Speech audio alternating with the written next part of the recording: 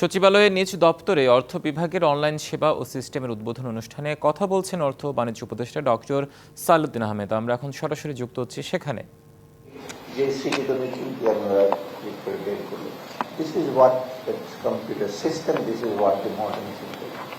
এইটা আপনারা যেটা করছেন সেটার জন্য আমি অত্যন্ত এবং আমি এতটা জানতাম ডিটেল ছুটি থেকে শুরু করে তারপর আপনার পেনশনে সেগুলো সব দিচ্ছেন, সরকারের কর্মতে লাগু করেন। সেই সঙ্গে আমি আবার একটু দৃষ্টি আকর্ষণ করি আমাদের এসওই গুলো, স্টেট ওন এন্টারপ্রাইজ গুলো, তাদের সার্ভিস কিন্তু যাই হোক আমি ওটা অন্যদের জমে তাদের সাথে অনেক সময় বলে কম্পিউটার ডাউন, অনেক সময় লিখে দেয় বিল, কত রকম কিছু করে।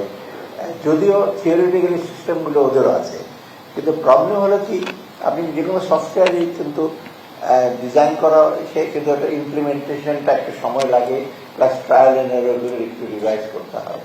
এই সমস্ত এই ক্যাপাসিটিগুলো আমাদের কিন্তু সফটওয়্যার ইঞ্জিনিয়ারদেরকে থাকতে হবে।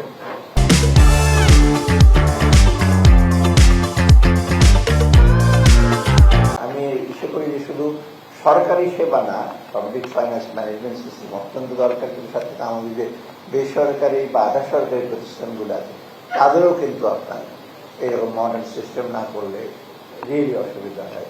মানে আমরা তো নিজেরা হারে হারে টের পাচ্ছি, টেলিফোন ব্যাপারে যা হোক, টেলিফোনের ব্যাপারে ডিপেন্ড করি না, কিন্তু তবুও আমি মাঝে মাঝে যোগ করে বলি যে আমাদের যে যারা ইসে আছে এখানে রেফ্রিজারেটর নষ্ট হয়ে গেল, আনার এসে পারে আমার মেন সুইচ অফ করবে, তাড়াতাড়ি ডিফ্রিজ করে টান মারবে, কোনো সময় পরে ভেঙে গেলাম, এটা কি করছে দেখতেছি কোথায় নষ্ট হলো। এটা হলো আমাদের কিছু এক্সপার্টাইজ, মানে ট্রায়াল এন্ড এরর মেথড আর কি। ওই কম্পিউটার ঠিক করতে আসে, এইটা ধরে ওটা ধরে, তখন আমি ব্যাংকারদের আমি মাঝে জিজ্ঞেস সেন্ট্রাল ব্যাংকারদের যে আপনারা বাইরে থেকে কেন সফটওয়্যার ইঞ্জিনিয়ার আনেন,